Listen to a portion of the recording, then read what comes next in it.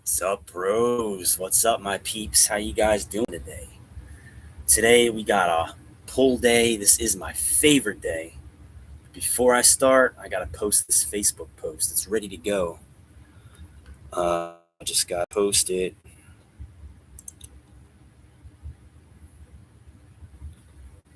Yeah, I could always boost it too, but we're not doing that yet. We're not boosting it yet. I don't think. No, we're not boosting it yet. I might start boosting posts soon. Just not quite yet. Not quite yet. So, my back looks good in that freaking thumbnail, though. So we're going back to the All right, Facebook's good. Facebook's done. All right, all right. So we have a back day today. I always start off with my warm up, my two warm ups. First warm up, 45-degree angle towel rows.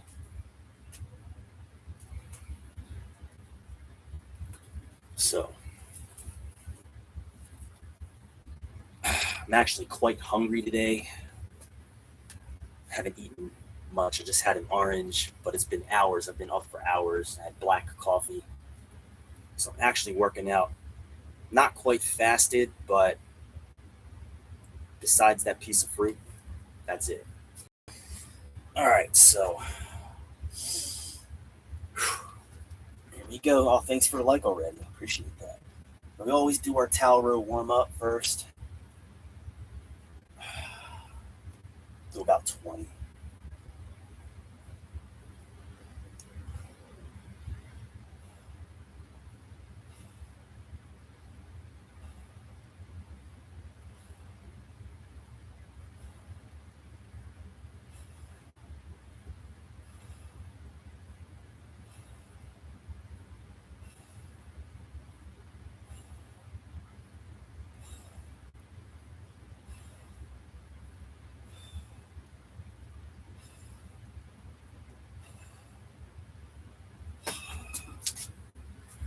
All right. So all these videos I've been doing and posting on the updates on Facebook, I just found out that Facebook doesn't like link posts. And like when you look at the analytics in there, it'll show you your insights. And it's like, oh, post it was like big like question mark in yellow, like caution. It's like not a photo, not a video. Recommendations. It showed like the recommendations. So apparently Facebook reach is not very good with link posts. My reach has been down real low. And I didn't even know it until I really looked at that. But what I did was I took the thumbnail from this video and uploaded it as an image. So the thumbnail is actually the image that is being used. Instead of it being a link and it's showing like it's like a card, and you can click on it and it takes you over to the video. That's a link post. Facebook doesn't like that, apparently. Wish I would have known that from the start. So hopefully we get a little better reach. You got to set this all up. You got to do the second warm up and get ready for the main workout. So second warm up, initiate. Now we go. Standard pull-ups.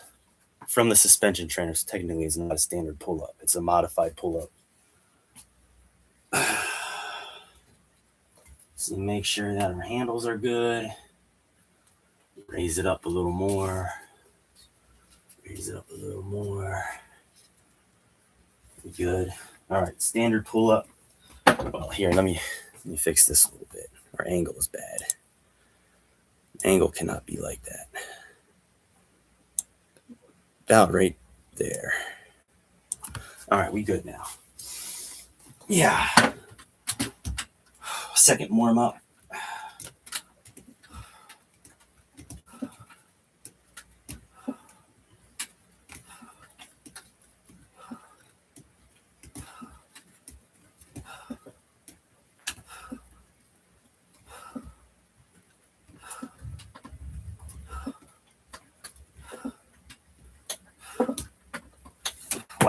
routine felt.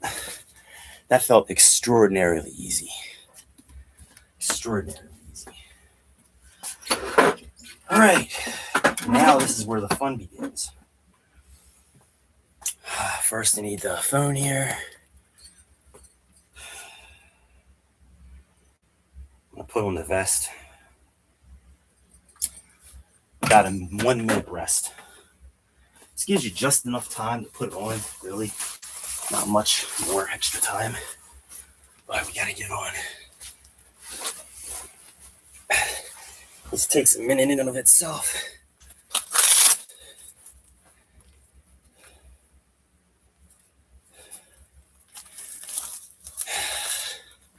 Pull day is my favorite day. I love training back, biceps and forearms,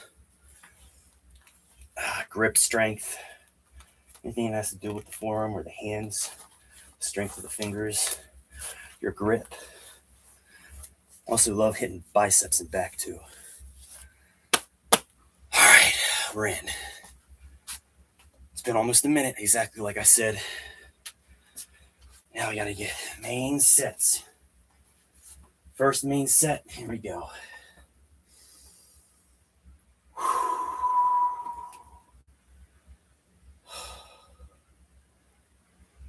All right, I always try to do a false grip with my wrists flexed a little bit. You'll see my hands, how they're flexed.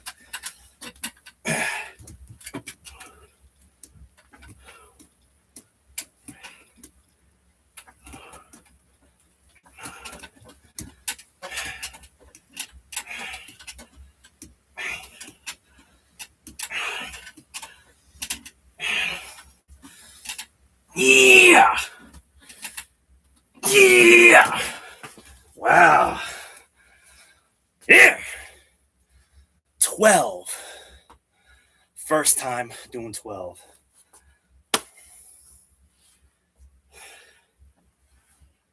That's very good. Hell yeah. 12 with the 50 pounds on. That's the first time.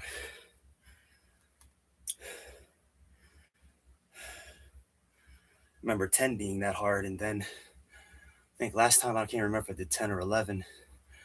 I might have done 11, but 12 is the first, so 12. All right, that's how you know you're getting stronger.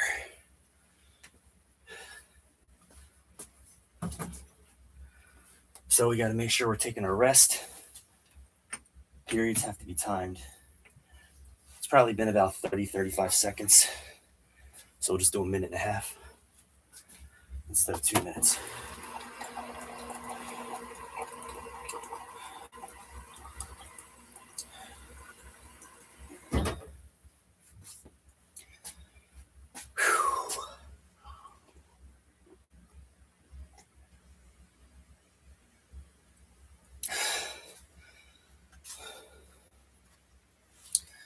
Some people say that, I've heard fitness people say that working out after a few meals, like having some food and then, letting it digest and then working out is better for your performance. I don't really notice much of a difference between working out completely fasted, no food, and working out after eating. So I feel like if you ate the night before, you went to bed at least a couple hours before you went to bed, your body was working the entire night, breaking that food down, processing it. So it's not like you didn't eat. So I've tried both. I've worked out fasted consistently, and I've worked out after eating food, like a couple hours after. And honestly, I feel a little more energized when I just have like no food and then just a little piece of fruit or like something sweet, like a banana or like a piece of chocolate or something. Honestly, I feel better working out like that. Just a little something. But I had an orange this time. Just an orange. I've had black coffee. That's all I had today so far.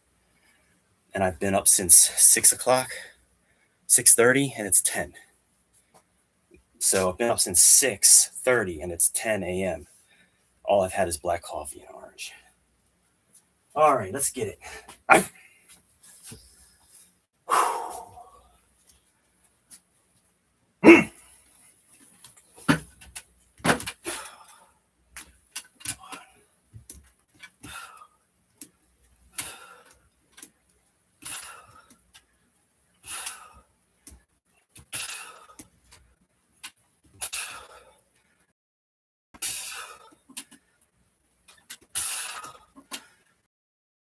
Yeah, 10 for the second set, baby.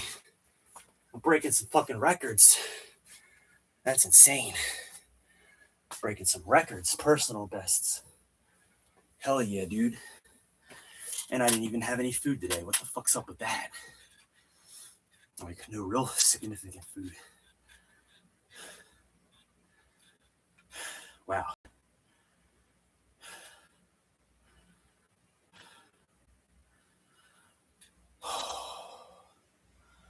So we got a 2-minute rest. We got 2 more sets to go. Then we have a 5-minute rest. And we switch to chin ups. So going from pull ups to chin ups.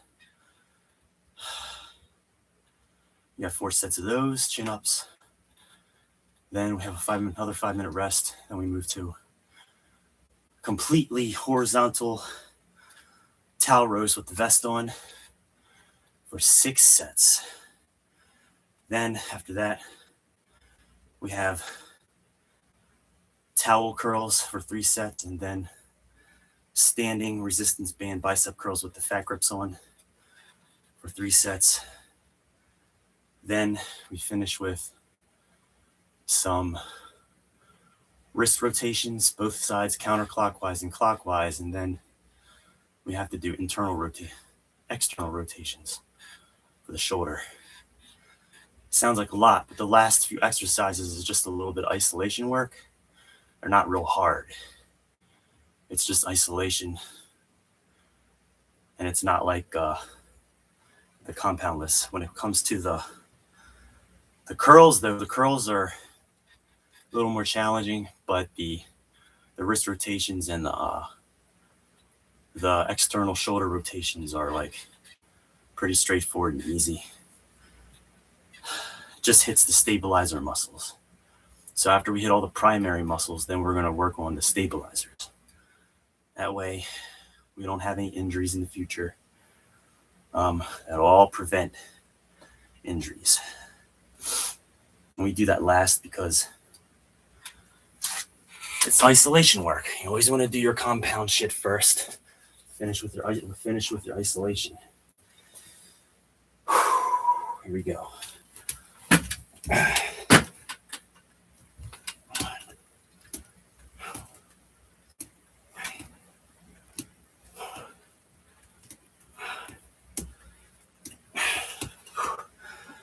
Yeah. All right, 8. Beautiful. 12, 10, 8.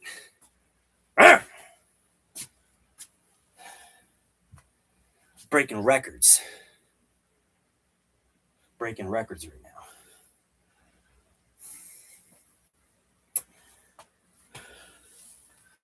I'm almost up to where I was when I was doing it without the vest. I'm almost up to the reps that I was doing a while back when I was just doing body weight. No extra 50 pounds. I was doing like sets of 15, and then it would drop from there. It'd be like 15, 13, 11 or something like that. And that's with just fucking body weight. I'm almost at my rep range with the vest on compared to when I was just without the vest. So that's a serious strength gain right there. That's impressive to me. So now we got 1 minute to go. So I can't wait till I'm able to start doing like sets of 15 with this, like 15, 13, 11, and maybe like 7 or 8, maybe 9. I'll be where I was with just body weight. With the vest on, I'll be doing the same amount of reps I was doing back then with just body. That's fucking amazing.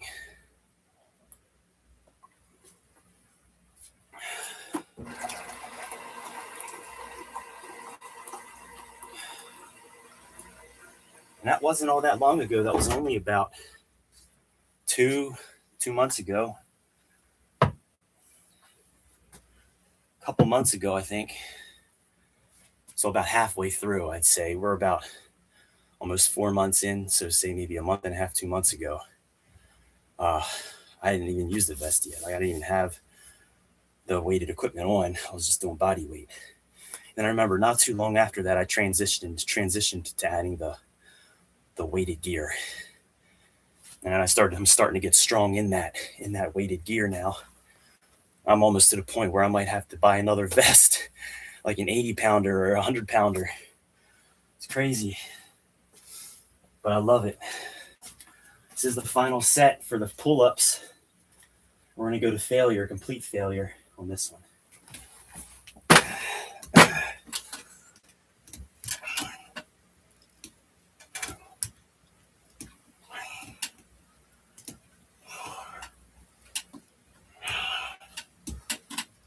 Yeah.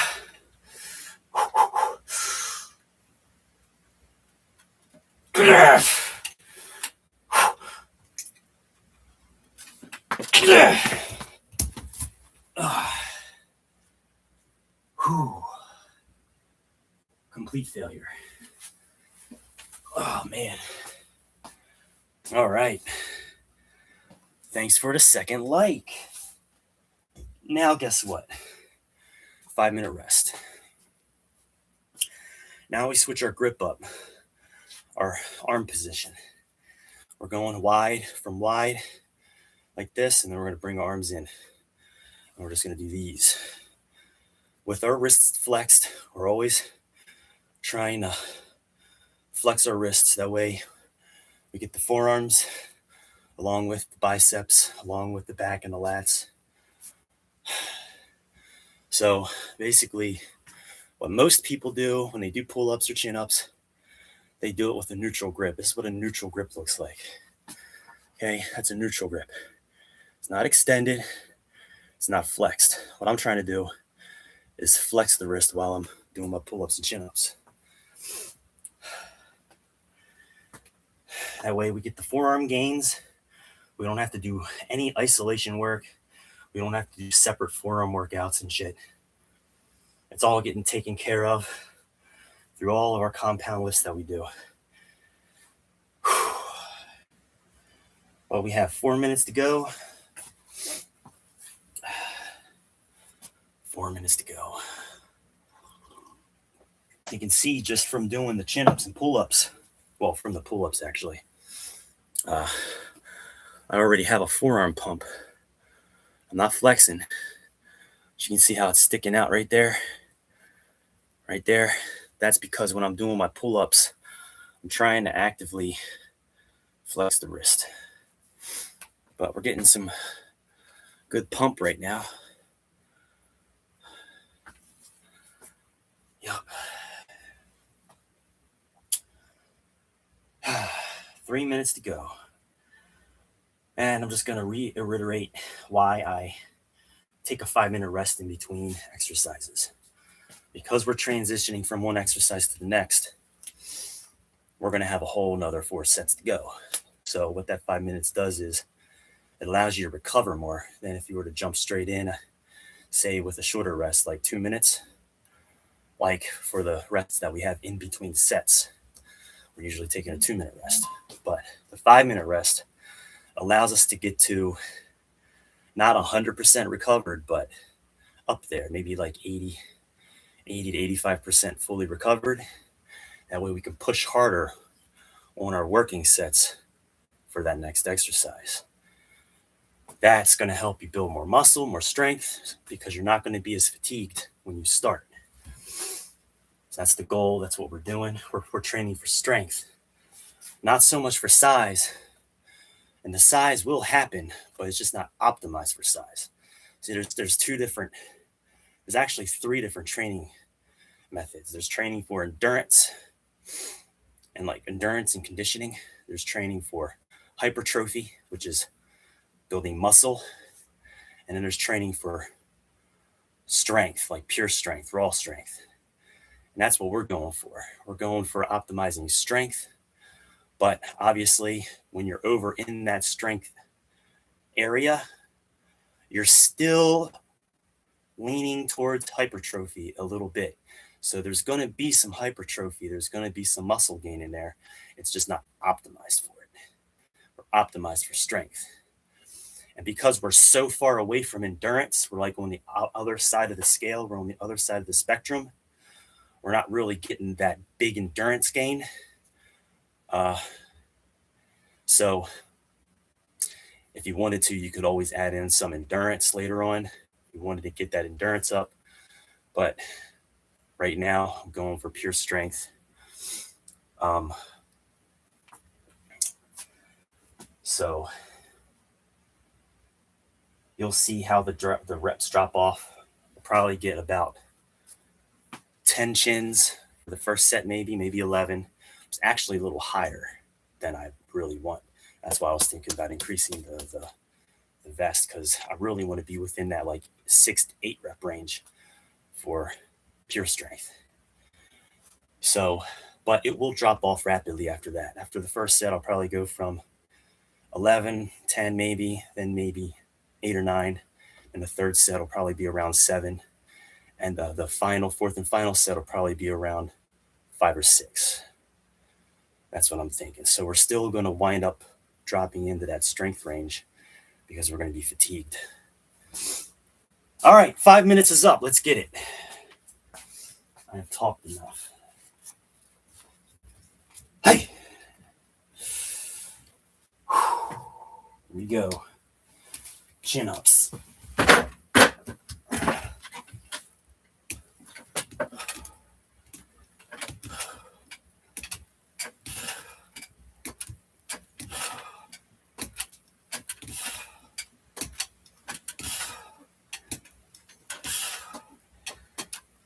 Eight, 9, 10. Yeah, we're not getting 11. 10 is still good. It's about right where I want to be for the first set. And it's going to have a rapid drop off. Next might be 8, then 6, then maybe 5, 4 or 5. That, so. All right, let's see what we got. 2-minute rest.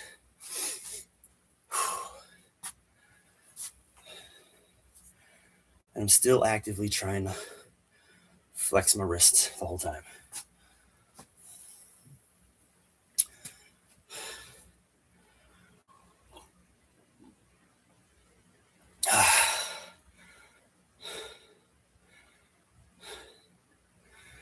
Yeah, I get winded, dude. I'm not gonna lie. Even though my cardio is pretty good, I bike about 6 miles a day, and on days off that I don't work, I go rucking. That's walking with weighted gear. It's a form of military training to condition the body to be able to carry all their equipment. But what they do is they go on these long hikes with their team and their sergeants and shit, and they have to travel with all their gear on. It could be between 50 to 100 pounds of equipment that they're carrying. And they have to do that for like miles and miles. So I adopted a form of training like that with the vest on. And this is only 50 pounds. It's not like, 100 or anything. But we do that for about 3 miles in the trails, in the woods. Sometimes on the road, but mostly in the woods. And I do that about maybe twice a week. But I'm biking 5 days a week, 6 miles a day. So I know my cardio is good, but because I train so hard, I do get winded. But I actually don't get as winded as I used to because of all the cardio I've been doing. But anyway, enough talk. 2 minutes is up. Actually, I'm going to straighten this chair out a little bit.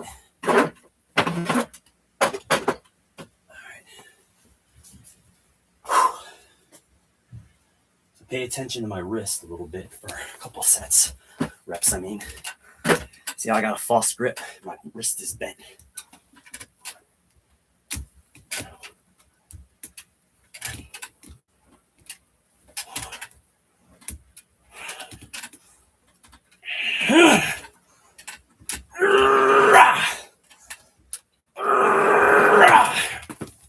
Eight, like I said. It's exactly what I thought was going to happen. 8. All right. Sit down for a minute. Whew. So the next set will probably be 6. And then the last set, I'm thinking it'll be 4 or 5.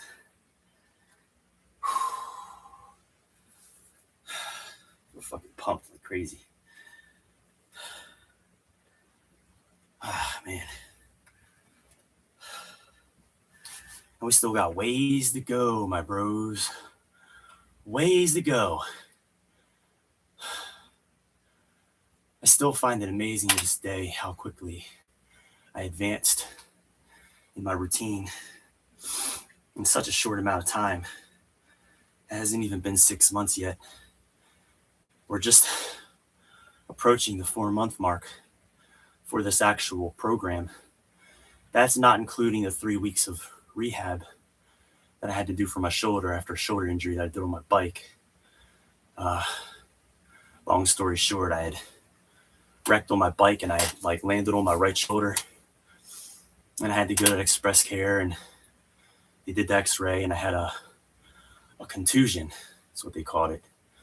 It's like an impact wound with a lot of bruising and inflammation, but it hurt the rotator cuff, like the joint a little bit, and hurt some of the surrounding muscle around it. And I was rehabbing that for 3 weeks because I couldn't really do anything that I was doing before. So, but I managed to rehab it to the point where I could get back into doing everything again. But if we're not counting that 3 weeks, we're about 89 workouts in. So 89 workouts. It's over 100 days because you got to count the rest day that I have off.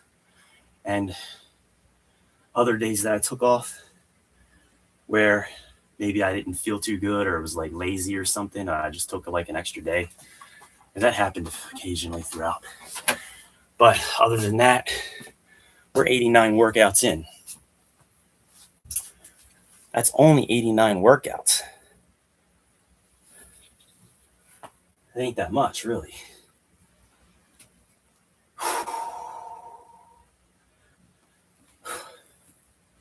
Here we go. This is the final, or no, the third set. Sorry, third set.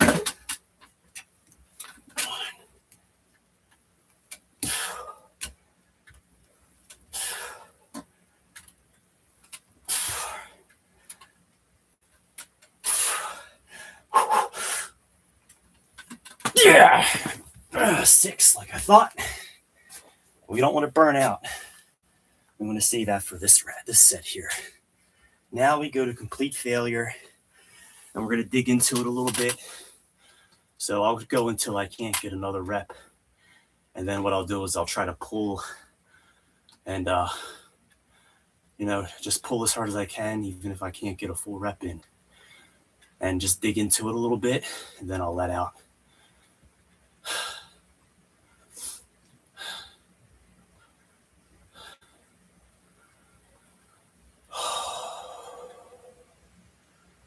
And we have a 2 minute and 30-second rest. So I take an extra 30 seconds for the fourth and final set.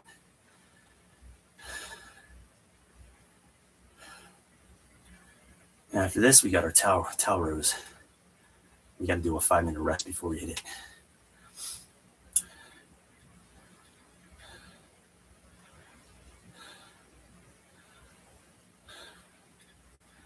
So be sure to check out my basement boot camp in the description. That's the whole 6-month routine. And if there's anything you don't understand, or you want to know, like, you know, how the progressions work and how I'm actually doing the exercises, just watch these videos. I have more on my Facebook, but I'm going to have to compile them up into like a nice, like, step-by-step, you know, day one to day, you know, current day, you know, start the first day till current time, like showing everything that I, you know, how I looked and all the exercises I did from day one, progressing all the way to the final, or should I say, current day. But I'll get that all worked out. I want it to be so that you could go back in there and look, and, you know, you could watch the videos, you could fast forward to different points and, you know, see how I do the push-up, or see how I do the pull-up, the chin-up, how I do the shoulder presses, everything. I'll have to do some clips, I'll have to do some slides, and I'll have to have all the live videos lined up. All the lives will be in there too. So you'll have the long version, the short version, and you'll have the slides, the images with the progressions and all the exercises done. So we're right at that rest period ending. Let's get it. Let's get it. 4 or 5. I got 4 or 5.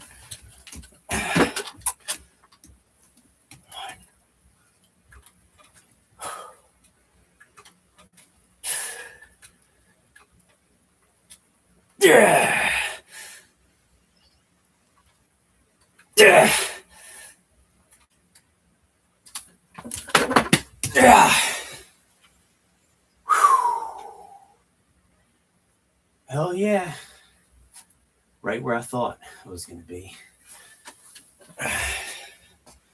Now it's a 5-minute rest. 5-minute rest.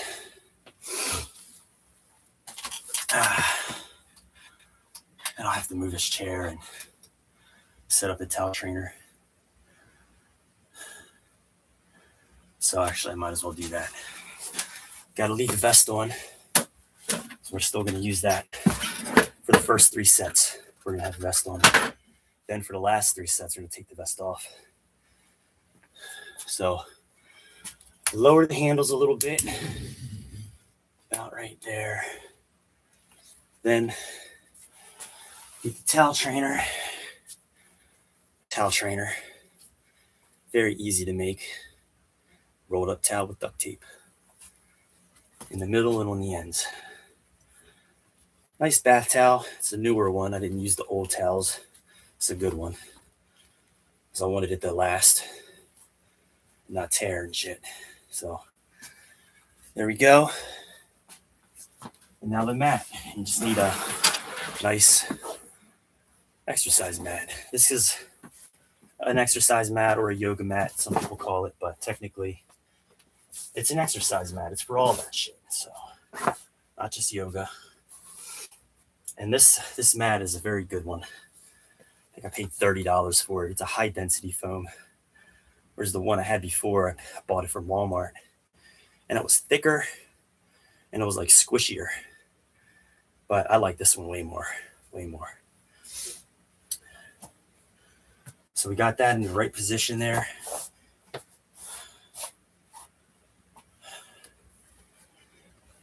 And take our break here.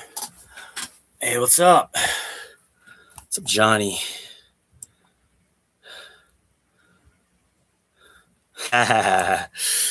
Just like we were talking about yesterday. Almost 6. And thanks for the comment. Yeah, hopefully we can surpass Thor level. Maybe in a Superman level.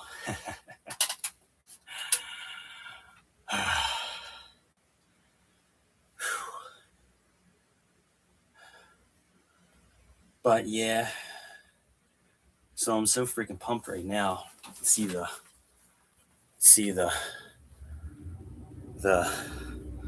the forearm and bicep pump. And I'm not flexing, but if it weren't for the lighting's so damn bright.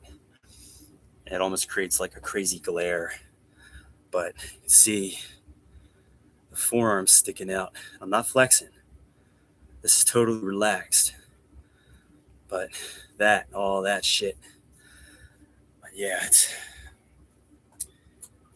pretty crazy what we've been able to accomplish in this short amount of time. Don't worry, we're on our 5-minute rest period here. Still have 2 minutes to go. I appreciate that, and I'll be sure to stay focused. Just pay attention. We're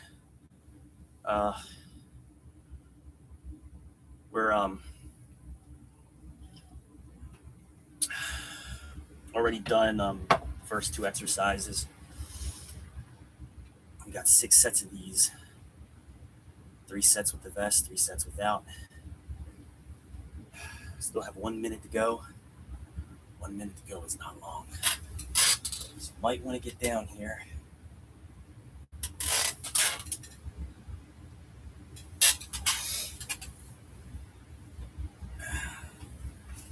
Because I got to get in position here. Ugh. Guess the towel's far enough. Feels good to me. I feel like I actually need to tighten the vest up a little bit.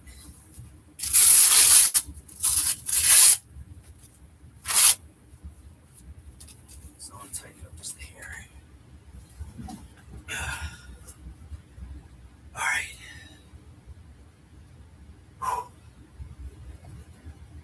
I guess you can see me. I might have to adjust the camera, but I'll do that next set. All right. This is a very hard exercise, especially after doing all those chin-ups and pull-ups. It is very hard. Difficulty level went high, or very high, or extreme difficulty. Yeah.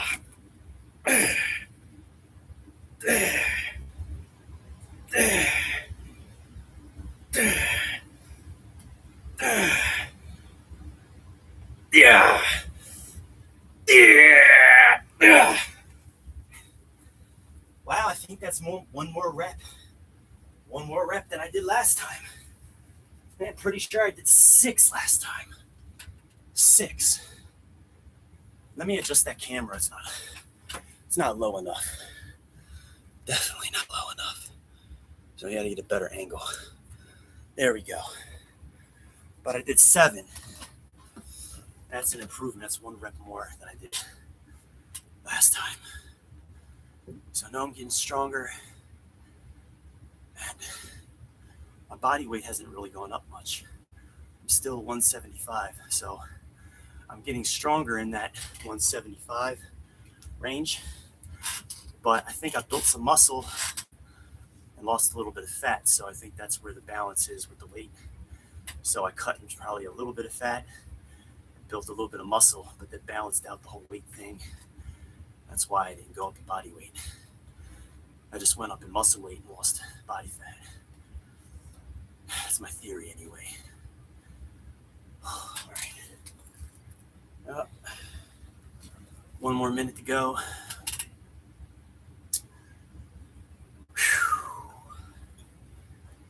That was a good set, man. My hands felt good. I didn't feel like my hands were going to give out. Let's see if we can get 6.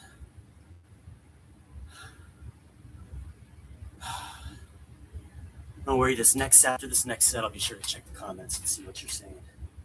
I can't see it right now because I have my camera panel up. My camera panel, it's like a panel that allows me to like adjust and work with my camera.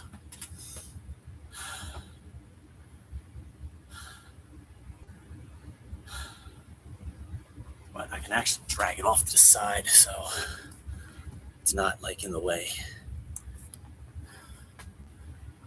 Oh, thank you. Yeah. I mean, it's crazy how it sticks out like that. But they are pumped. crazy pumped, man. But you'll see that's why my forearms are the way they are, is because of the training.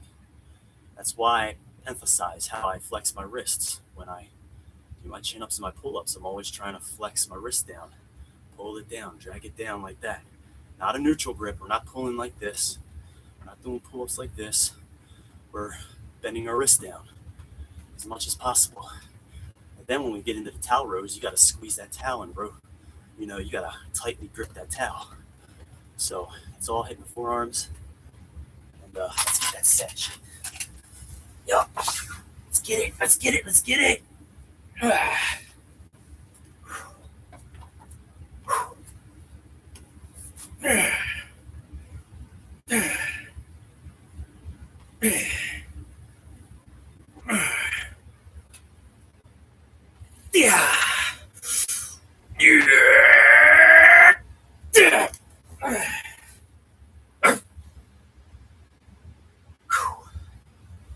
Very nice. I like that. That was only a 1 rep drop off. Went from 7 to 6. It's pretty damn good. Pretty damn good.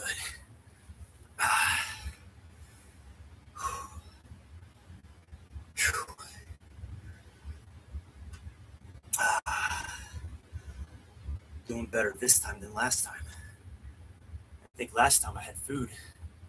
I think I had a meal or two in before training, which is crazy because I didn't barely have any food.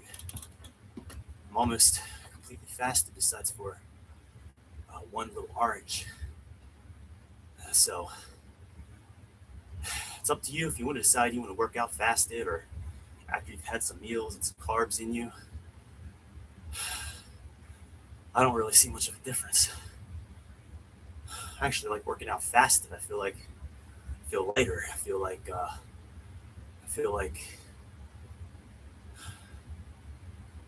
I don't know, like I'm tapping into my own body's natural energy instead of relying on the food energy.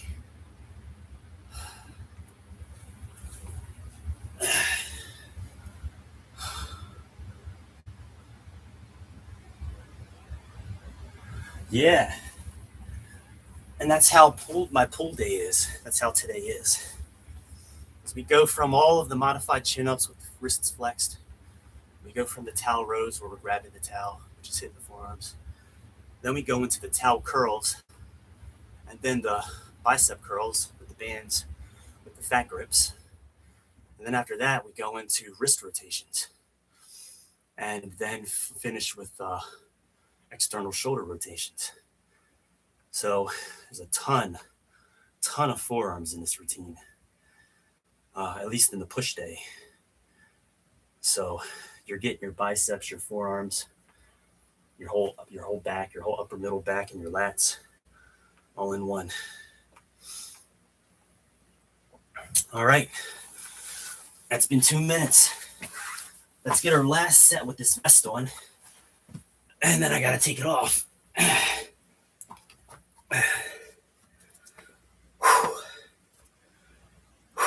Making 5. See if we can get 5. Yeah.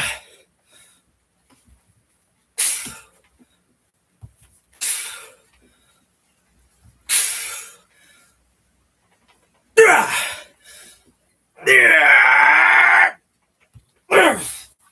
5. There's no way I was getting 6. That's for sure. Let's take this off. All right. 3 sets without.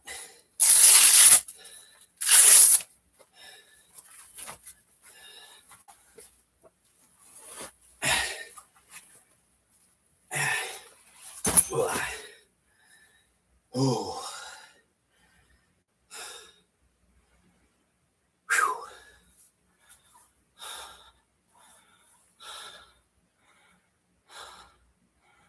Oh yeah, you like doing that too? Training with empty stomach. And if anything, there was a time when I would just have some coffee, a piece of fruit. It could be a banana or an orange or an apple. And if I didn't do that, what I would do is I would do a tablespoon of honey. I would just do the coffee and a shot of honey. And that would be my pre-workout carbs or pre-workout. So honey's really good. But you can do it just completely fasted, no food at all. You can just do just coffee, black coffee, or just water. Just make sure that you've had enough electrolytes the night before, like before bed, you've had a good meal. Not too early before bed. It's not like what I mean is like, you don't want to, eat and then wait 5 hours and then go to sleep and then get up and train fasted. But if you do, like, say, a couple hours, eat, then go to sleep a couple hours later or an hour and a half later, and then get up and work out fasted. That way you still have some reserves from the meal that you had the night before.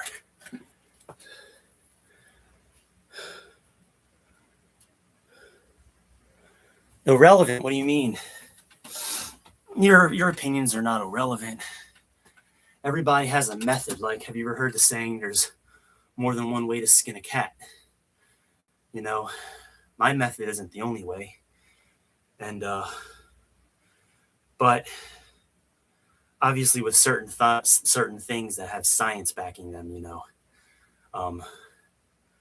it's always good to follow the true science in fitness and nutrition. But there's some flexibility within that, you know what I mean? And everybody has a method to the madness. And I just found something that really works for me. I've tried both, fasted, non-fasted. And hey, some people say to have food in you. I don't know. I've tried both. Like, I'm almost nearly completely fasted and I feel great. My reps are not dropping off. I'm not like getting, I'm not drained or anything. I still have plenty of energy. And I'm not like, not like I'm running out of fuel.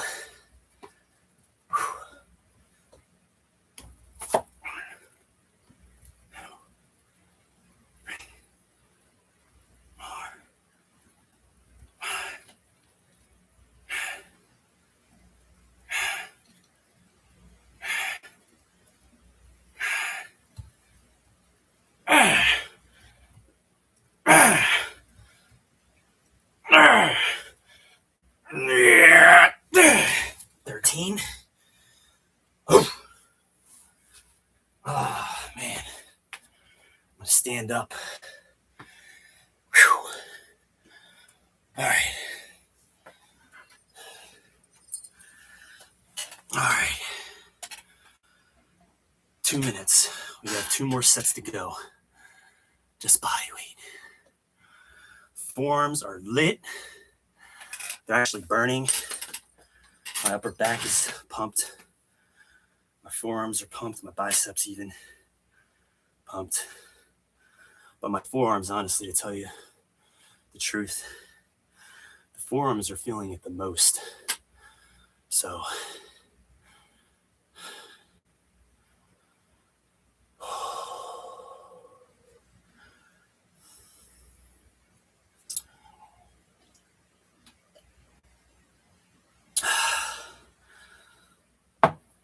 just a little bit longer for the rest.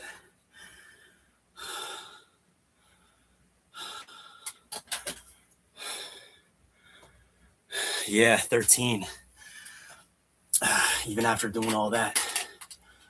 That's actually 1 more rep, I think, than I got last time. I did 12. Once I got to the no vest variation, just the body weight, I think I did 12. So that was 1 more. And that's what you want to pay attention to. You want to pay attention to your progress. You don't want to ever stay where you're at for too long. You want to, if not every week, every 1 to 2 weeks, be noticing some sort of strength gain. I've been noticing little strength gains every week. By the time I hit the next week, I'm a little bit stronger than the previous week. I'm also starting to get leaner. I had belly fat. You see how like abs when I flex are starting to really come through? I didn't have that before.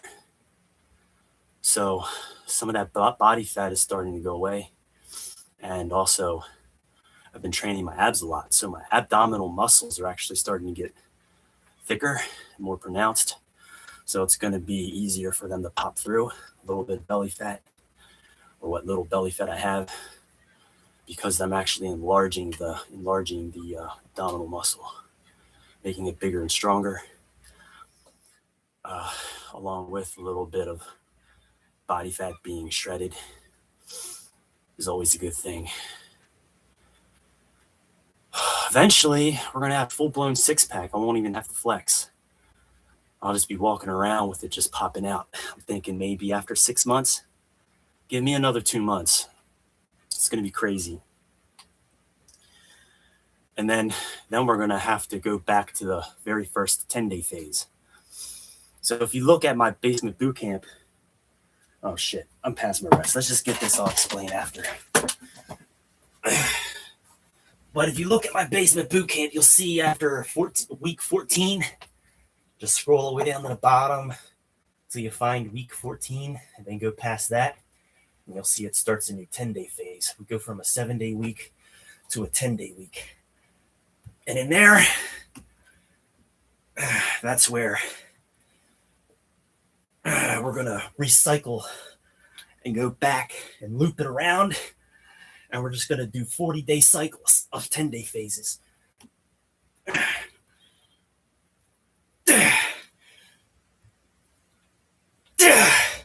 Hands are slipping off.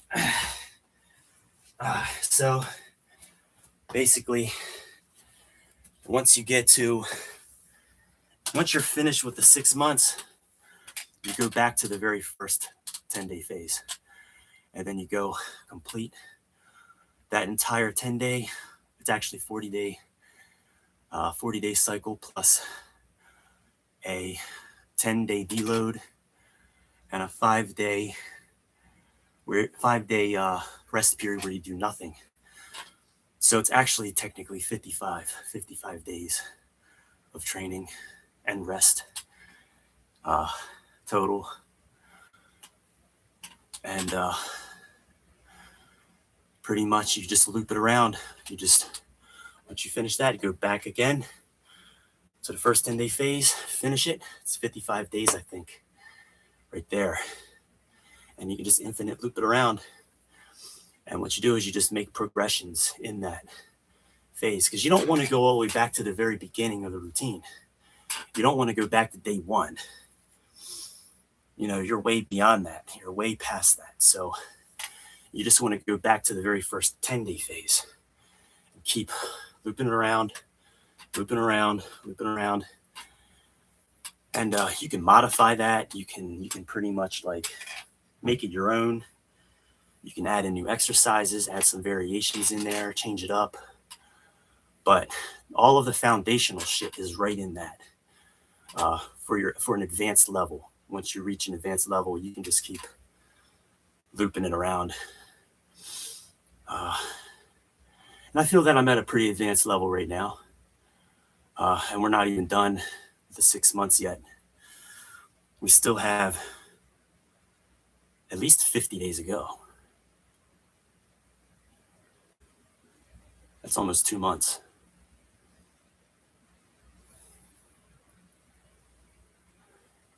So anyway, we got about a minute and 10 seconds to go.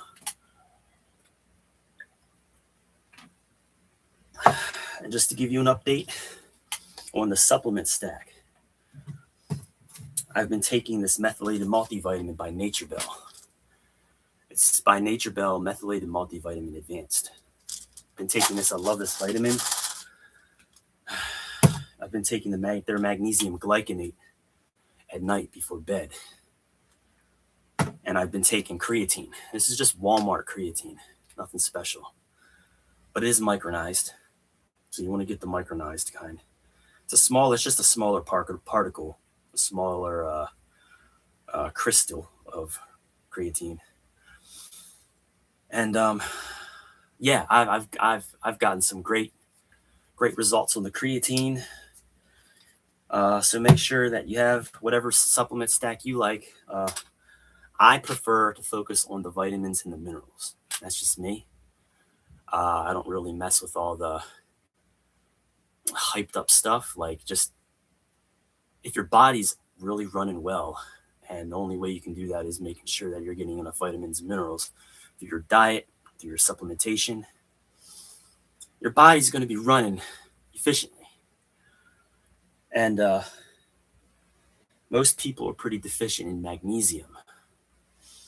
You need magnesium to absorb calcium. You also need vitamin D and vitamin K2 to absorb calcium for you to have strong, healthy bones and shit. And there's so much good stuff in here. I really do my research before I buy a vitamin. I don't just buy any vitamin. But it is third-party tested. It's also made in the USA. And it has the GMP stamp on there, and it's methylated. Methylation is key. Do research on methylated vitamins versus non-methylated. Some people cannot absorb the regular vitamins like most people get. They just piss them out. You just pee and poop them out. That's it. Now let's get that last set. This is the final set. So methylation is basically the vitamin in its active form. Your body doesn't have to convert it over. It can just focus on absorbing it. And it will absorb what it needs, and if it doesn't need anything else, it will excrete it through your urine or when you go number 2. But it'll take everything that it needs without having to worry about the conversion process.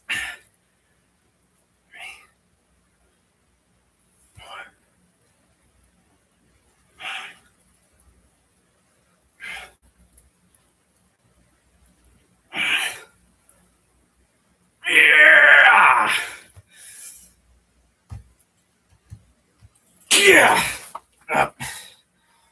Fuck on the failure. I would have failed on that last one, but it's fine. All right. So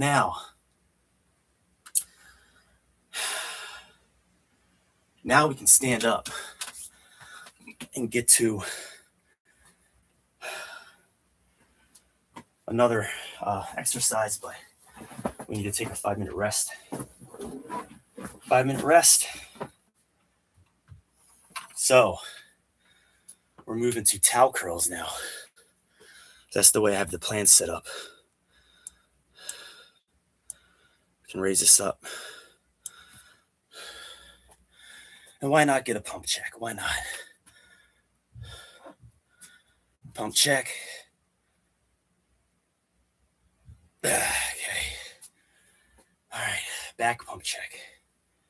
Back pump check.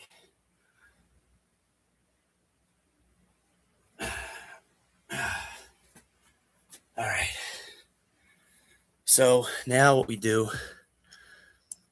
is set up the towel curl.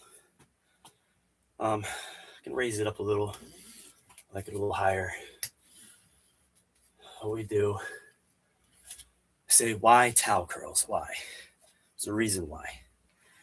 Changes up the grip position. So the standard curl, you have a supinated grip, so your hands or palms are facing towards the ceiling. You're curling like this, right? And that's great. That hits the thickness of the bicep. All right, so versus doing a hammer curl style, when you do it out like this, what it does is it brings the bicep up more. So when you supinate your grip, you can see how the bicep does that. So when you supinate, what you're doing is you're exposing the bicep more. So you're opening it up. And then when you do your bicep curl, you're pretty much hitting the bulk of the bicep. When you do the hammer curl, it hits a little bit more of the outer part of the bicep, but not as much of the bulk of the bicep. But what it does hit a lot more is the brachialis when you do the hammer curl style. So with the towel curl, where we grab it, is we're curling to our face in a hammer curl style position like this. Anytime you do a hammer curl, you're hitting a lot of the brachialis. It's this muscle that runs up behind the elbow, comes down, and runs up the forearm. It comes around like this. You see it, it starts to go like this, and it comes down, and it runs up. It goes up here. It starts to end like somewhere around this point, but it comes down like that. So that's the brachialis muscle. That's what the hammer curls hit a lot of.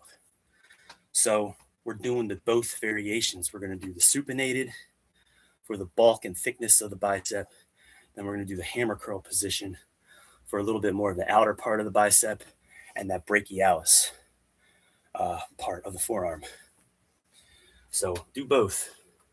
Do supinated and do that. And if you want to hit more of the extensors of the forearms, you can do like an overhand curl where your palms are facing the ground and you're doing that like curl like this. But we can't really mimic that too easily. There's a way to do it with the bands, but I'm not really too worried about that right now.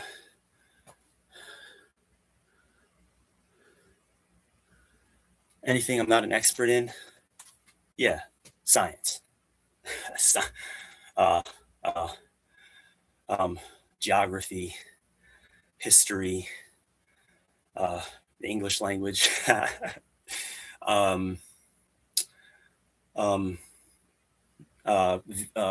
cars, vehicles, engines, mechanic shit. There's a lot actually, but no, when it comes to fitness, it's like all I do. It's like all I study. And it's not all I study. That's an exaggeration, but it is like 80%, I'd say.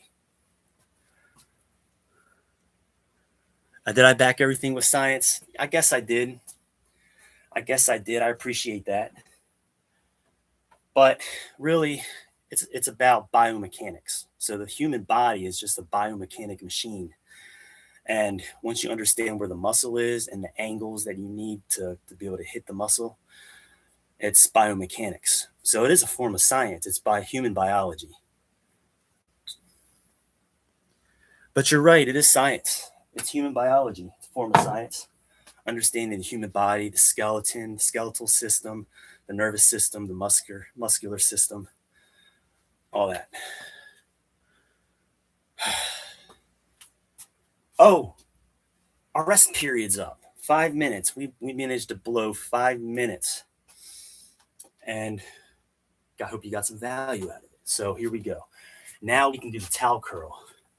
So the towel curl is basically like a hammer curl. And that's going to hit the brachialis and the outside of the bicep like we were talking. All right, here we go. Brachialis time. Move back. Curl to your forehead.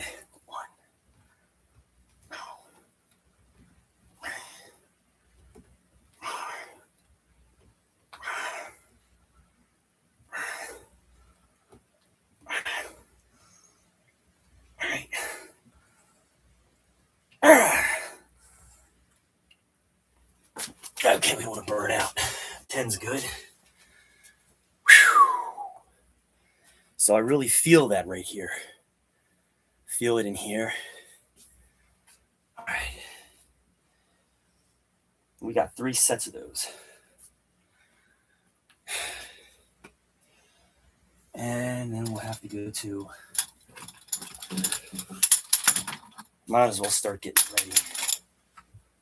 Hurry up and get the band ready because we gotta have this ready.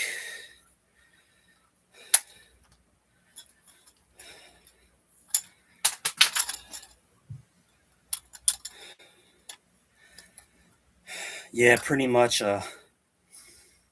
trying to become a personal trainer right now. I have to study. I already paid for the certification through the ISSA, International Sports Science Association. So the ISSA, and there's a lot of biomechanics being taught in there. Like I'm learning a lot about the human body and how it works. And then we're going to get into like, there's a lot. There's like the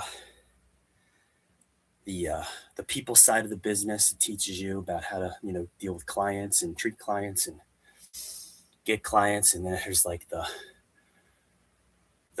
nutrition. Well, not really nutrition. That's a separate section, but that's a separate certification. But the like the human biology part, training, all that, all the work, like, all that's in there. So,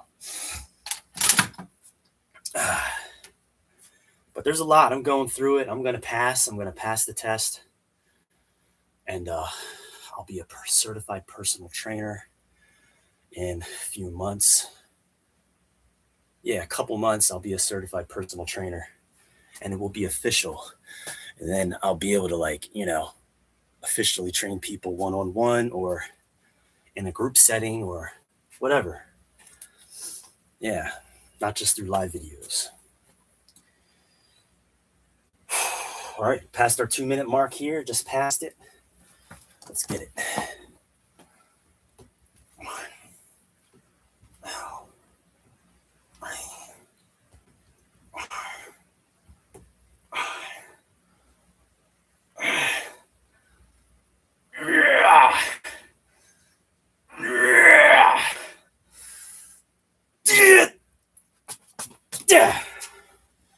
Ah, 9. So 10, 9. Now another 2-minute rest. Shoo-wee.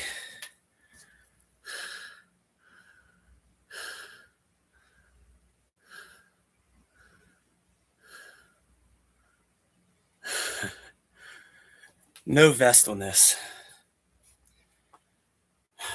Don't need it. By this point, body weight's just enough to curl. We're already fatigued, and we're towards the end of our primary exercises here. So yeah, I mean, if I put the vest on, I wouldn't be able to go as low anyway. So I'm actually going deeper than I would be able to go. If I had the vest on, I wouldn't be able to lean down as far with the curl. So either way, as long as I'm within that like 6 to 10 rep range, and I got 10 on the first, then 9, and it's just going to drop off. So it's a good rep range. 8 to 10 is still a pretty good strength building rep range. It's also like still within that hypertrophy range too. It's like a little of both, 8 to 10. So 30 seconds to go.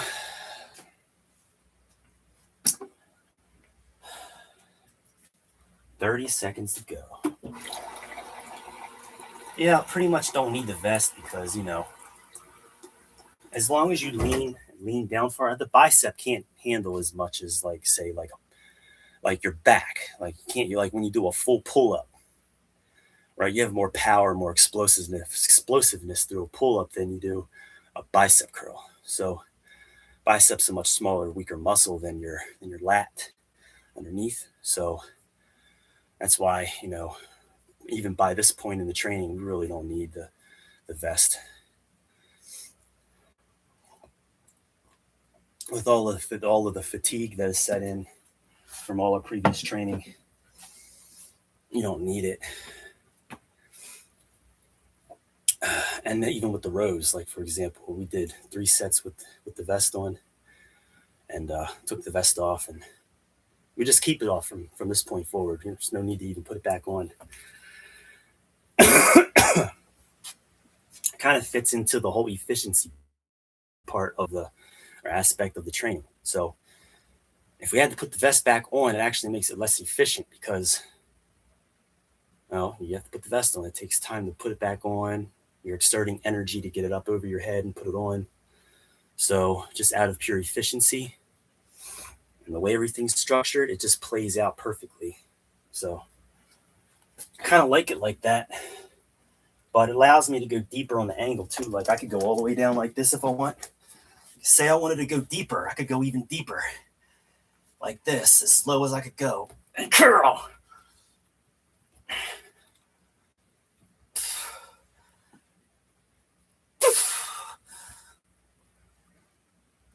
Yeah.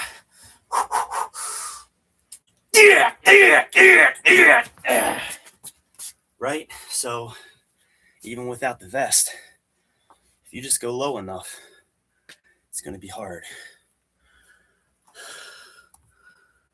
Kettlebells. Oh, it's great. But it would be like a new learning experience. But I've watched a lot of people online who are like masters in kettlebells. They've got great strong physiques. So yeah, low angle. I was trying to show you what I meant by how just by changing the angle up, even without the vest, you increase the intensity the lower you go. And that's what I did. So for that final set there. All right, so now we only do 3 sets of that, and then we move to 3 sets of these.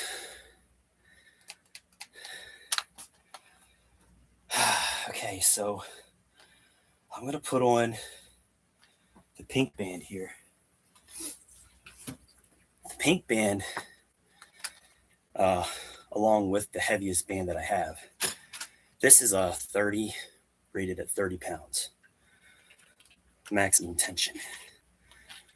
The black band is 100 maximum tension. So we're just going to add this.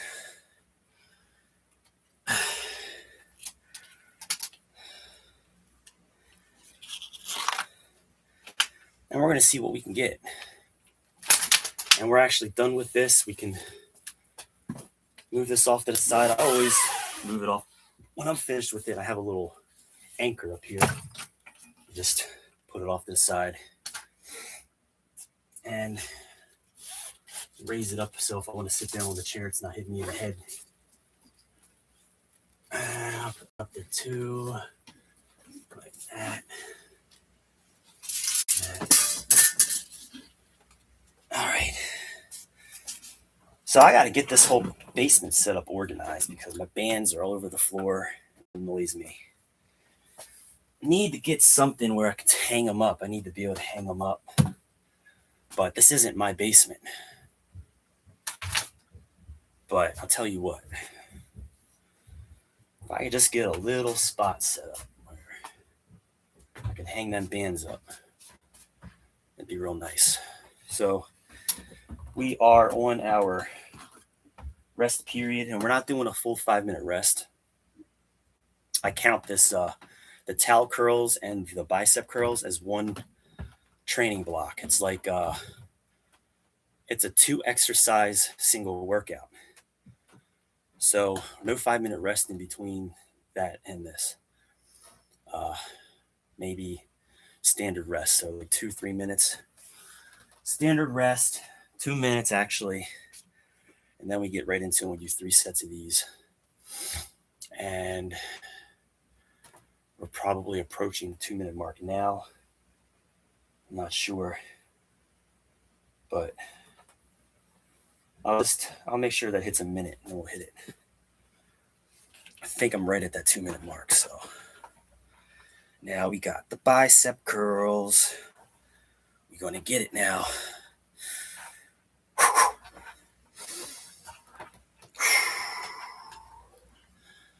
Here we go.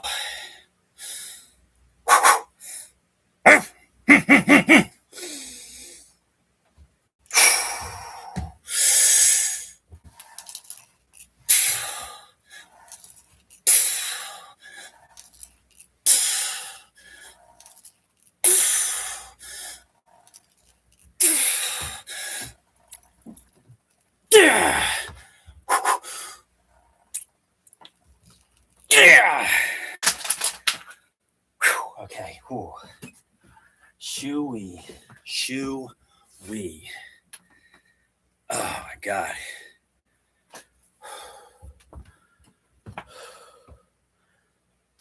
Oh man.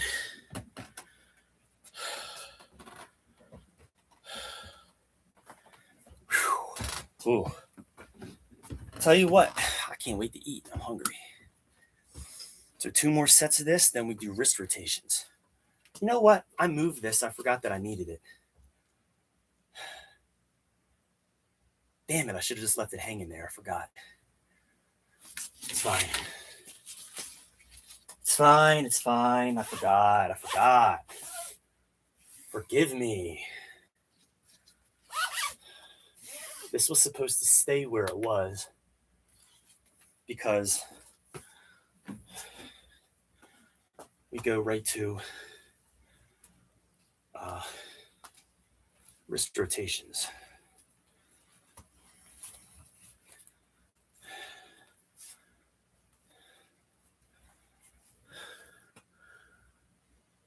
Staying star, yeah, I'm hungry in more ways than one. So this is supposed to stay where it is because we're coming back to it. We're doing wrist rotations.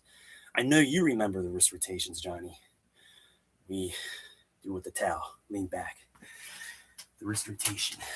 I know you remember.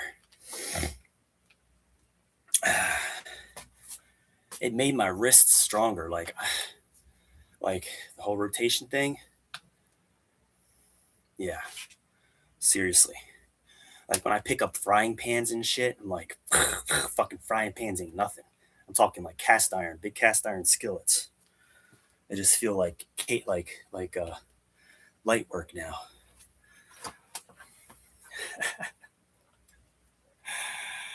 Yup. All right. Well, we're gonna get to them soon.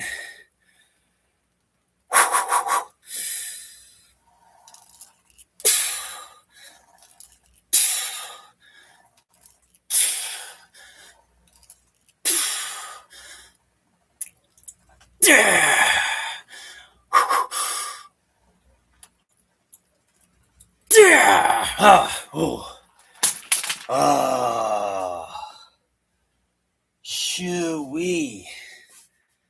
Oh, man. Arms feel like they're going to pop off. Like the biceps just going to go boom.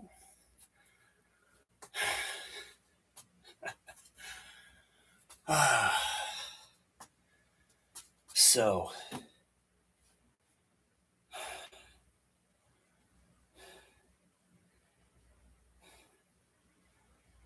but good thing is, dude,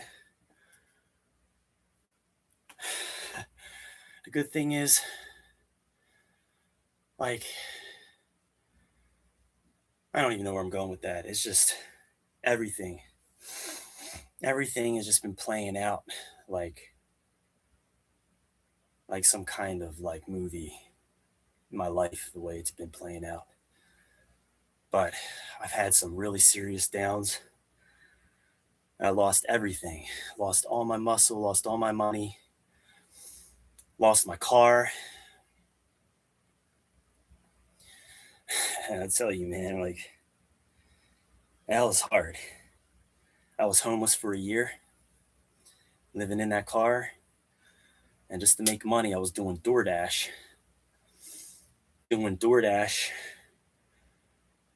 Just to be able to eat and stuff like that. And I was super grateful for that because I seen people even in worse situations than me who were on the street.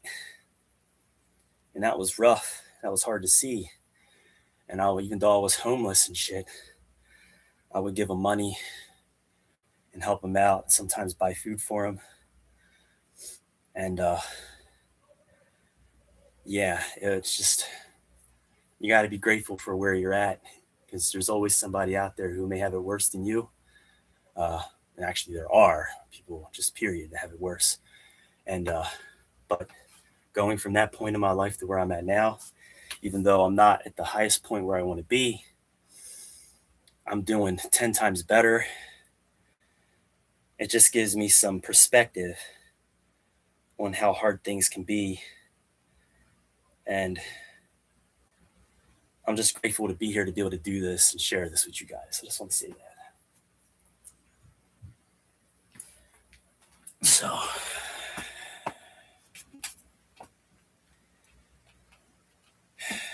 here we go.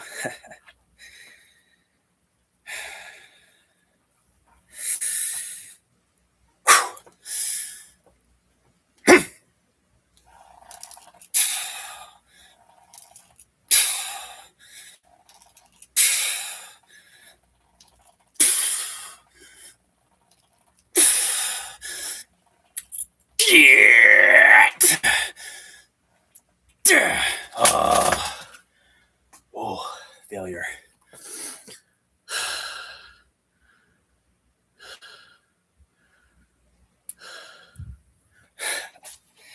Appreciate that. But it's just a little bit of my life story, at least for the past, I'd say the past 5 years was like that. But hey, you know, just want to go up from here, you know. But I really want to help people out. Like that's like my passion. Helping people out, get fit, healthy. You know, I'm no doctor, but you know, if I can help someone, you know, reduce their chronic illness just through fitness, nutrition, and health overall, then I serve my purpose. Thank you. I hope so, guys. I hope so. I hope so, Johnny. I really do. So we're done with that. We're going to move to wrist rotations now. I'm actually just going to wait like 2 minutes, standard rest, because I count the towel curls, the bicep curls we just did, and this, we're moving to the wrist rotations. It's like one super workout. It's like one block of training. So there's no 5-minute rest between any of these. It's only standard rest, 2 minutes. It's like a circuit in a way. Not a circuit, really. It's just one big training block. So you have 3 sets of that, 3 sets of that, and then 3 sets of these, and then 3 sets of the other side. Oh, it's a lot. And this is, honestly, this workout here is the workout that makes me cramp up. Like I'll cramp up sometimes, especially if I'm not hydrated enough and I haven't had enough sodium or magnesium. That's why I've been taking the magnesium, because that helps relax the muscles and prevent cramps also. So when you're doing this, make sure you're getting enough salt, magnesium, potassium, and yeah, at least those 3 essential electrolytes, because they are electrolytes. Really important for preventing cramps. So you can either do that by having a nice salty meal after your workout. You could put the salt directly in your water that you're drinking, a little bit of sodium right in your water, which I didn't do at all. I'm just hoping that orange is enough to, you know, get me through. And my meal that I had prior is enough to also get me through. So I do liberally salt my food. I don't overdo it, but I don't, you know, go low sodium. Somewhere in the middle, right?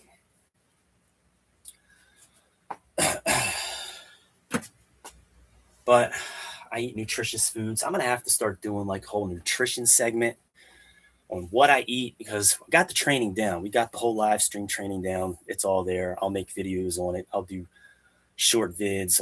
Have all that in there eventually. I just have to get buckled down and start editing video content, taking clips from the live streams and splicing them in and doing like videos. But I need to start getting some some nutrition segments. Like, what do I eat?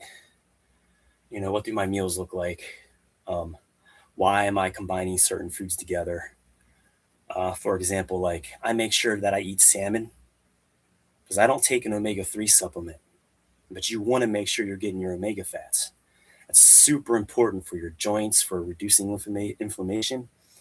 So sardines, salmon, find ways to get that in. You need the omega fats. So I do a lot of canned salmon. I do the frozen salmon fillets. I do canned sardines.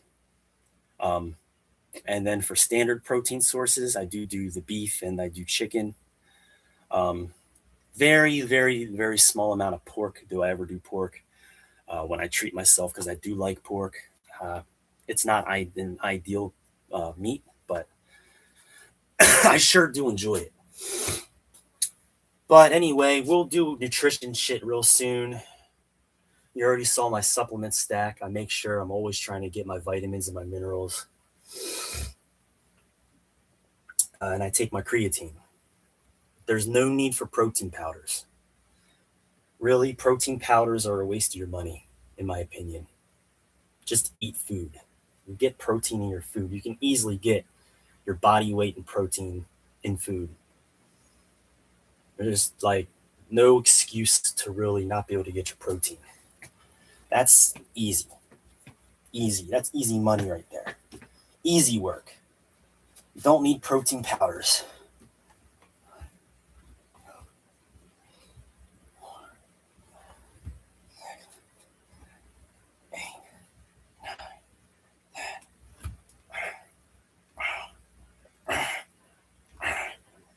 Yeah. That was 15. Now we do a minute 30 rest. Now, why do I supplement vitamins and minerals? Because it's really hard to get everything that you need in your diet. It really is. You're going to be missing something. So, but not all vitamins, not all supplements are created equal, man. I'm telling you. You need to get a good vitamin. If you're gonna invest in a vitamin, make sure that it's third-party tested. Right here it says lab tested, made in the USA, and it's GMP, as the GMP certification on there. That's really important. It's also GMO free, and it's methylated. Look that up. Okay, if you want to look up Nature Bell Advanced Multivitamin, methylated multivitamin, do research on that, and look up magnesium glycinate, not magnesium oxide, not magnesium citrate, magnesium glycinate. It's the reason why I take that form at nighttime. It relaxes your muscles. It relaxes your nervous system, helps you sleep. And magnesium is so important for so many metabolic processes in your body, for your hormones, healthy testosterone, also for the processing of your food that you eat. Magnesium helps your body to process food into nutrients and deliver that nutrients throughout all cells in your body, so that you are going to build more muscle and get leaner and shit, because you're optimizing your digestion, you're optimizing your hormones. So if you want that natural testosterone, yeah, magnesium glycinate. Also zinc. Zinc is already in this. It already has the good form of zinc in there, but there's no magnesium glycinate in this. There's a small amount of magnesium oxide. So that's why I went for a separate magnesium glycinate supplement, because I made sure to check that bottle of the multivitamin, made sure that, if there's something missing in there that I need, I'm going to get it. So, but really, the only thing that I really needed to get separate was that magnesium glycinate. Everything else is in there. It's good. So anyway, that's why I got that. I feel like it's really helped me out. Yeah, I do. Anyway, I've tried different multivitamins. Most of them I never noticed anything. This one, I just feel really good, generally speaking.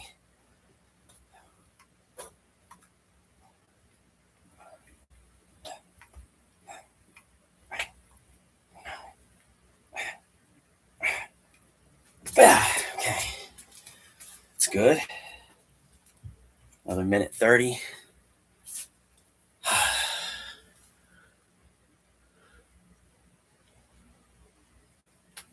Yeah, the cold's getting better. It's on the last leg of the cold. I feel like I've had it for like 5 days. My throat still feels a little like, I don't know if you can hear the tone, but it's like, I usually don't sound this low and this raspy. But that's from the coughing. And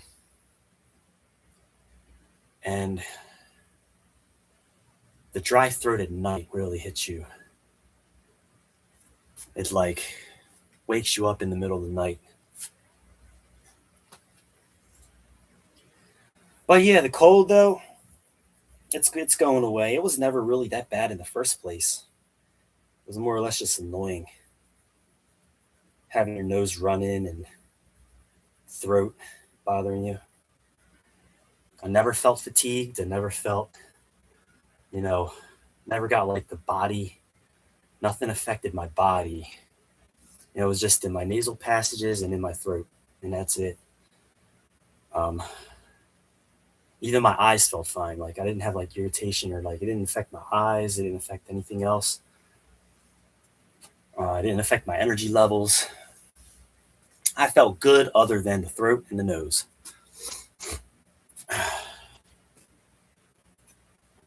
But yeah, I mean, it's annoying when you're trying to sleep and then you just start having a coughing attack and you wake up to that.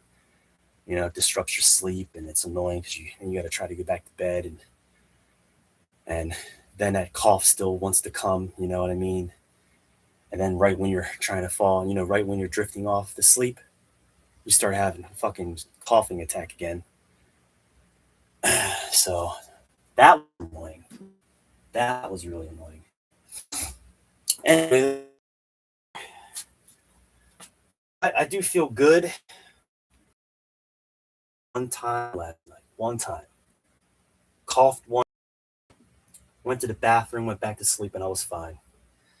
And I just woke up a little dry, had to blow my nose, you know, and shit like that. But other than that, pretty good.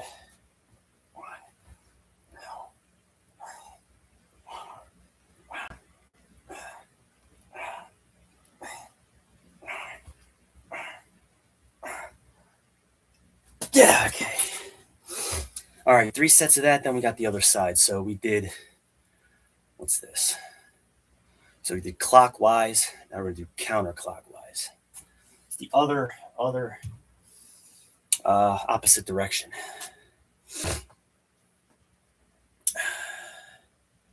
And then we got external shoulder rotations, and we do 3 sets each side, and we're done. Not much left to go. Where are we at? We're at an hour and a half. This would actually be shorter, but I've had some pretty long rests where I went past my normal rest period, but it's fine. It's totally fine. I'm in no rush. And it's 11 here on the Eastern Shore. What time is it where you're at? About 11:23 where I'm at.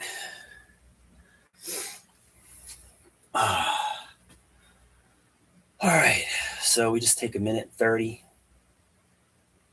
seconds to go. And we're going to change up the positioning of the towel in the hand. Hit the outside of the arm or the outside of the rotation. What we were doing was internal, like supination. This is called supination. We rotate in like that. All of the tension is, while you're going inside. You're supinating because your wrist is this way. This is supination. So anytime you do that, that's supination. So that's what we were training, that. Now we're going to do pronation. Pronation is the opposite. We're going this way, right? So all the tension is going to be coming out from the outside of the hand, and we're going to pronate it up like that. All right, here we go.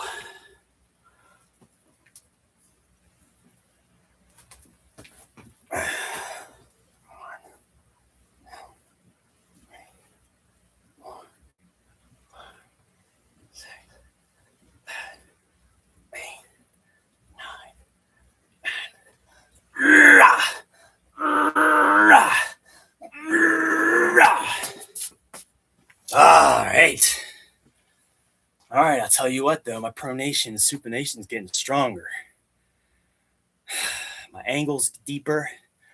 I feel more powerful as I rotate. So it's really good. Really good.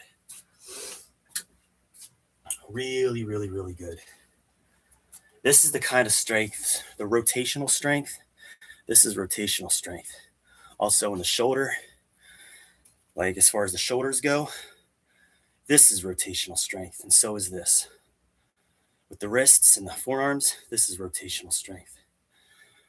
It's a very good strength to have. It can benefit you in so many ways. Not a lot of people think about, but because I did that hand gesture, I'm gonna, stupid AI camera, stop doing that. But anyway, what is rotational strength good for? Well, it's really good for preventing injuries, number one. So it's going to assist you in all of your compound movements, your pressing. Motherfucker. Fuck this camera. Not fuck you guys. Fuck this camera. Stop it. All right. So, basically, rotational strength is good for preventing injuries. It's good for combat. Ever had to, wrestle or throw a punch, it's going to help with that. It's good for physical labor. Anytime you're going to be lifting heavy weights or, anything heavy throughout your workday, it's good for that also. It's also good for that dad strength. I've mentioned before about dad strength. You just want to be able to hold on to somebody and they can't get away. It's really good for that.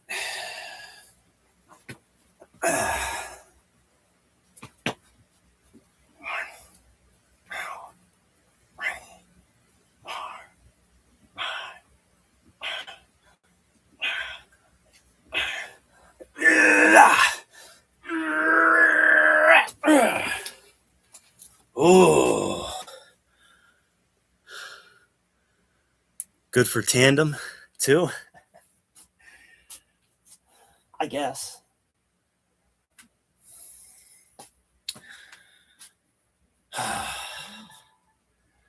Yeah. Oh, I tell you.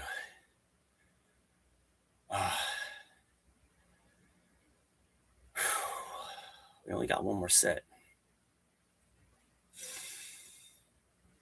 Am I getting hearts? Am I getting hearts? Are you giving me hearts? Oh, thank you for the hearts. You are giving me hearts. Appreciate that. So, trying to think of some other good stuff rotation is good for. Sport of arm wrestling. Arm wrestlers rely massively on rotation.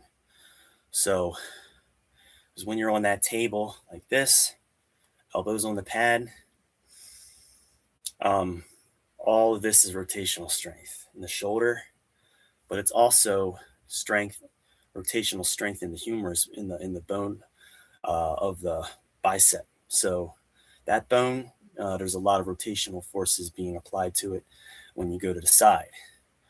But also the wrist, you need to have a strong wrist because if somebody takes advantage of you and, you want your wrist pretty much stay in this position. You don't want to be exposed like this because now you're in a defensive position. You can't go to the side. You're just defending. Whereas like this, now you're in a good, offensive position. So rotational strength in the wrist is important in arm wrestling. It's important in the shoulder. You also have to have really good elbow tendon strength on top of it because that elbow tendon really takes a lot of that force. But rotational strength is good for so many different things.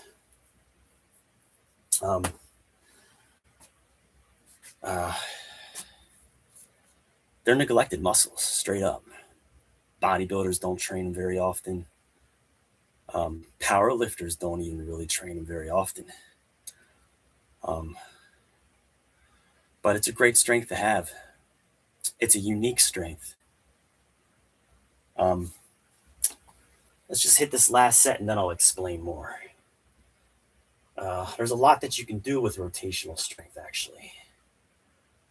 It's great for grappling sports like jiu-jitsu, wrestling, any kind of like striking sport because it's going to make your punches more stable.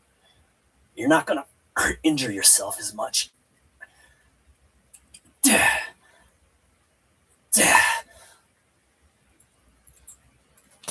okay. All right. We're done. We did everything we needed to do with the wrist. Now we have the external shoulder rotations.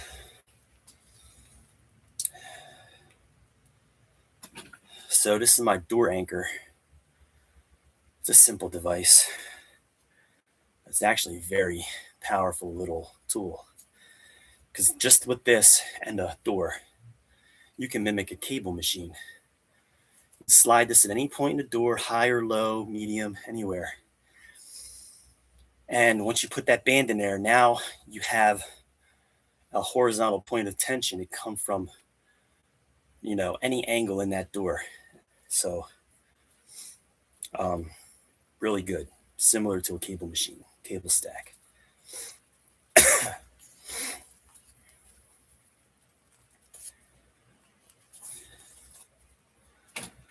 But we're just going to put the light band in there.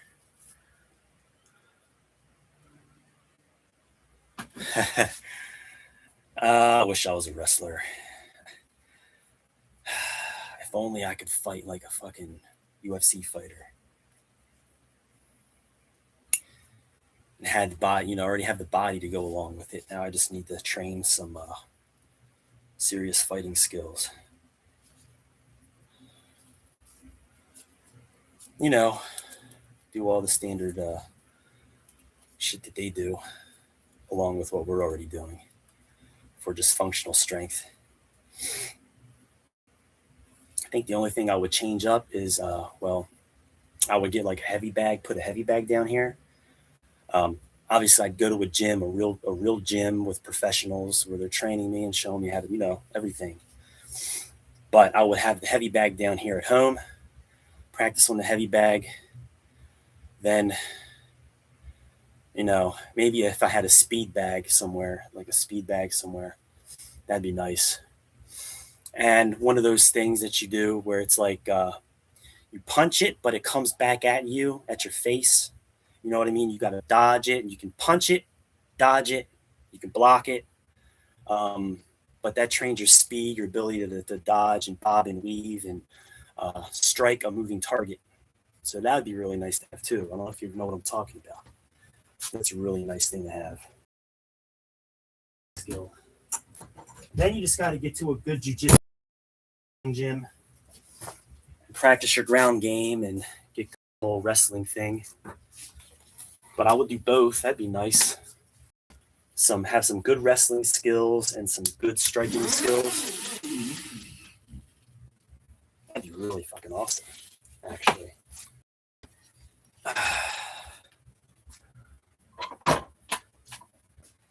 Now we can get into external shoulder rotations.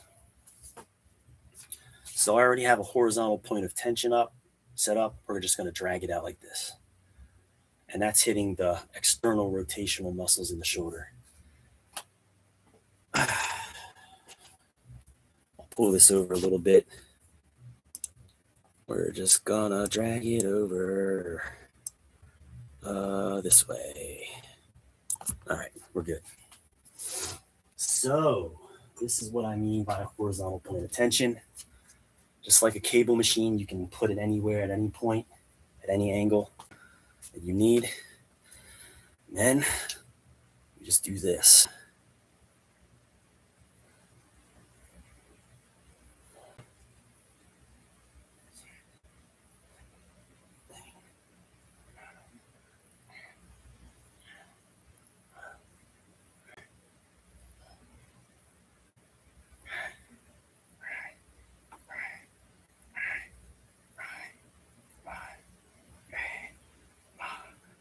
$25.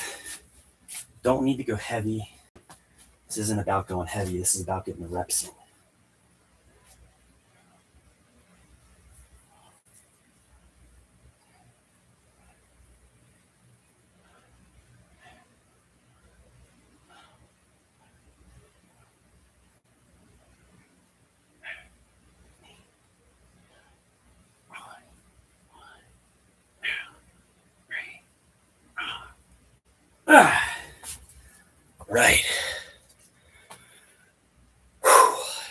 We just alternate. There's no rest. Just go to one to the next, one to the next.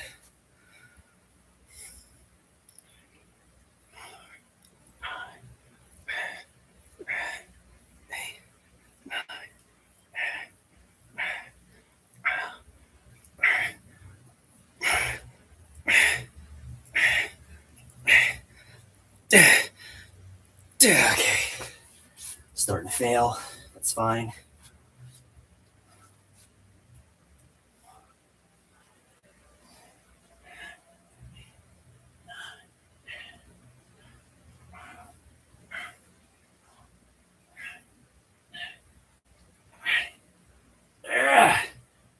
Yeah. Yeah. Okay. It burns.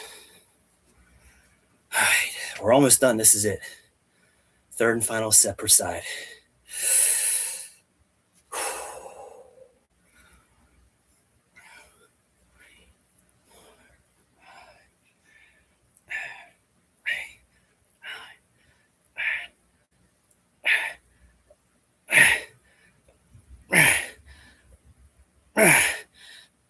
Duh. 15. So 25, 20, 15. That works for me.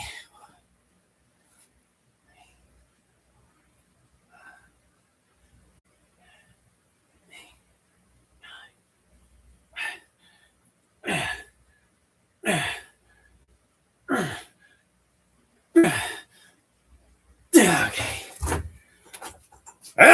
We're done. I appreciate you.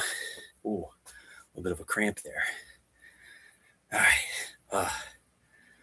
All right, so that's it. I appreciate you guys, especially you, Johnny, for hanging out with me the entire time.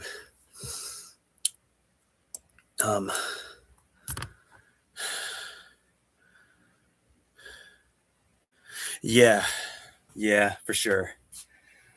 Like my sport, honestly, that I really wanted to get into was arm wrestling. Been arm wrestling since like high school, right?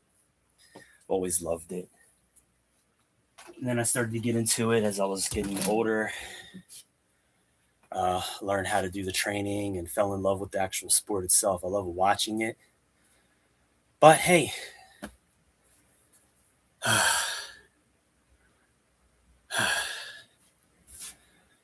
so if you haven't already, make sure you subscribe. I see the 3 of you guys on here. Got a lot of good stuff coming.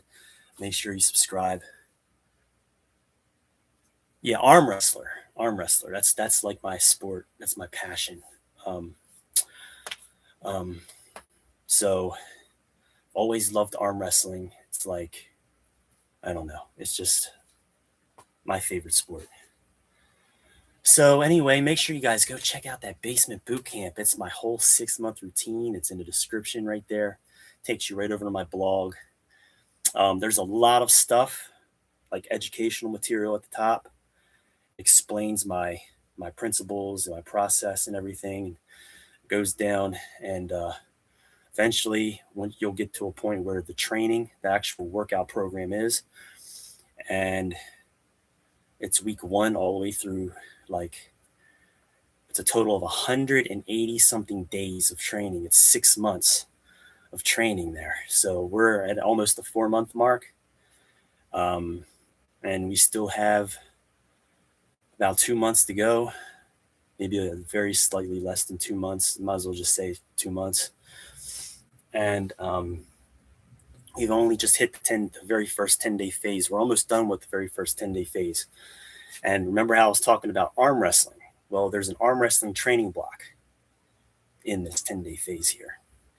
You notice how I do a lot of forearm training. I do a lot of all of our calisthenics, all of our movements are modified.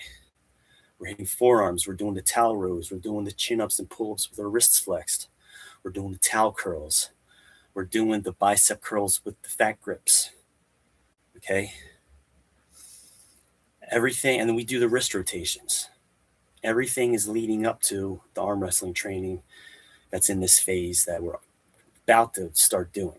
Okay, this is a 10-day week. It's It's a 10-day workout phase. We're not following the traditional 7-day workout week anymore. We switched over to a 10-day workout week. There's 2 additional days of training and 1 additional day of rest. That brings it up to from a 7-day week to a 10-day week. A lot of good stuff coming. We got some arm wrestling training coming. The arms, pretty soon you're going to start to see the arm development like really set in. It's going to be even crazier than it is now. Like I like my arms, but back like 2019, 2020 and shit like that, my arms were way crazier, which we're going to incorporate. That's coming. The arms are going to get even crazier than they already are. And I still like my arms, but it's going to get crazier. Anyway, that's it. I'm done. I appreciate you guys. Make sure you check out my basement boot camp, and I'll see you guys in the next one. I'm out. Bye.